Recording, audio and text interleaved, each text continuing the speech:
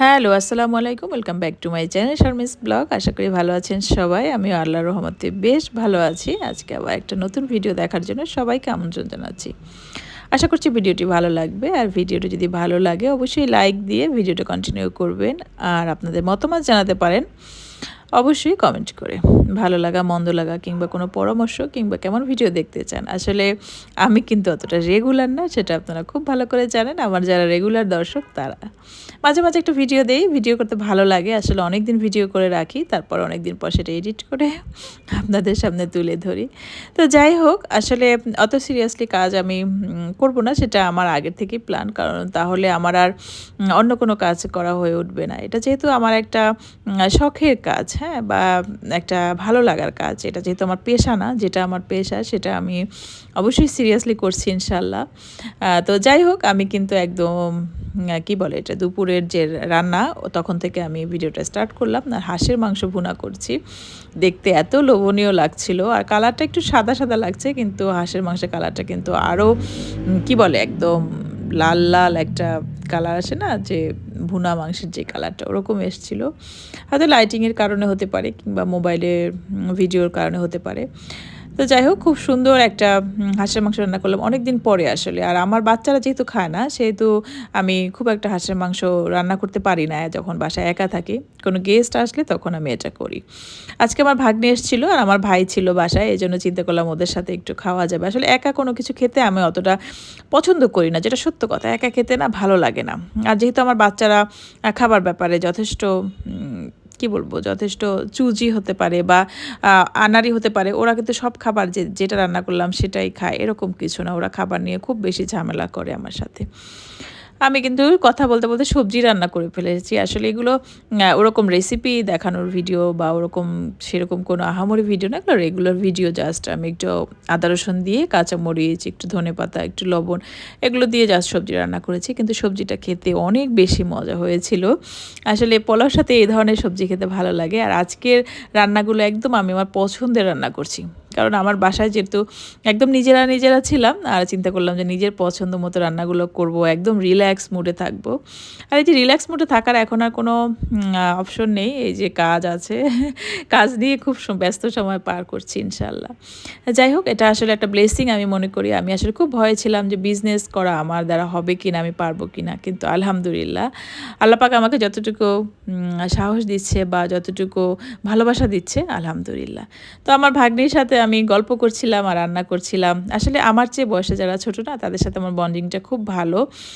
এটা কেন হয় আমি জানি না। আমার চেয়ে বয়সে ভাই-বোন হতে পারে, ভাগনা-ভাগ্নি হতে পারে বা যারাই আরকি, তাদের সাথে আমার বন্ডিংটা খুব ভালো হয়। আমার মনে হয় মেন্টালিটিটা এরকম। পোলাওটা খুব বেশি লোভনীয় হয়েছিল।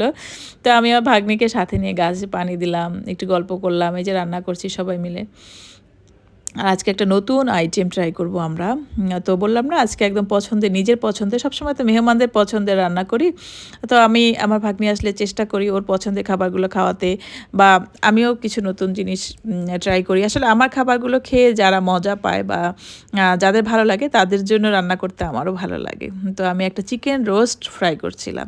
চিকেন রোস্টটা একদম শুকনা, শুকনা করে মানে গ্রেভিটাকে একদম শুকিয়ে ফেলেছি। আমরা যেরকম রেগুলার রোস্ট রান্না করলে একটু গ্রেভি রাখি, ওরকম না। গ্রেভিটা একদম শুকনো, শুকনো থাকবে। তারপর এটাকে আমি একটু ডিমে চুবিয়ে, তারপর একটু ব্রেড ক্রামে কোট করে এটাকে ফ্রাই করে নিব একদম। খুব বেশি না, যেহেতু এটা একদম কুক ভিতরে, ওরকম আর কুক করার কিছু নেই। জাস্ট উপর থেকে একটু ফ্রাই করে নিব লাল, লাল হয়ে গেলে। তো এই রেসিপিটা খেয়ে খুব বেশি মজা পেয়েছিলাম আমি এবং আমার যারা গেস্ট ছিল, আমার ফ্যামিলির সবাই। একটা নতুন রেসিপি ট্রাই করলে হয় কি, একটা অন্যরকম ভালো লাগা কাজ করে, যে ভালো হলো না মন্দ হলো কি একটা এক্সাইটমেন্ট কাজ করে। তো রেসিপিটা খুব ভালো হয়েছিল। তো ডাইনিং টেবিলে এখন আর খাওয়া দাওয়া করছি না, কারণ ডাইনিং টেবিলে আমি আমার বিজনেস পারপাজে সবসময় ডাইনিং টেবিলটা ব্যস্ত থাকে। তো এই জন্য চিন্তা করলাম যে একদম আরাম করে বসে আমরা ড্রয়িং রুমে খাওয়া দাওয়া করব। একটু সুন্দর করে সাজিয়ে গুছিয়ে নিচ্ছি, কারণ ওই যে ভালো লাগা কাজ করে। আর যেহেতু আমার বাইরের ওরকম কোনো মেহমান ছিল না, আমার ভাগ্নি আর আমার ভাই তারা ফ্যামিলির মেম্বার। তো ওদের সাথে খুব একটা আমার ভাইয়ের সাথে আমার খুব ভালো বন্ডিং। ও আসলে আমার চাইতে অনেক ছোট, আসলে আমার বাচ্চার মতো। আমি ওকে আমার বাচ্চার মতোই মনে করি। তো যাই হোক, তো আমরা খুব গল্প করছিলাম, মজা করছিলাম আর খাচ্ছিলাম। করছিলাম। তো এরকম সময় আসলে খুব কম আসে। তো যাই হোক, সবসময় দেখা যায় মেহমান আসে, একটা প্রেশারে থাকি, রান্না করব, খাওয়াবো, খুব একটা চাপে। তো খাওয়া দাওয়ার পরে আমরা সন্ধ্যায় চিন্তা করলাম চলো সবাই মিলে বাইরে যাই। তো ফুচকা খাওয়ার জন্য আমাদের একটু প্ল্যান ছিল, আমার ভাইকে নিয়ে, আমার ভাগ্নিকে নিয়ে, আমার বাচ্চারা ছিল। তো সবাই মিলে আমরা ফুচকা আর যে দোসা, তারপর ছোলা বাটারা এসব আর কি খেলার পরে চলে আসছি বাসায়।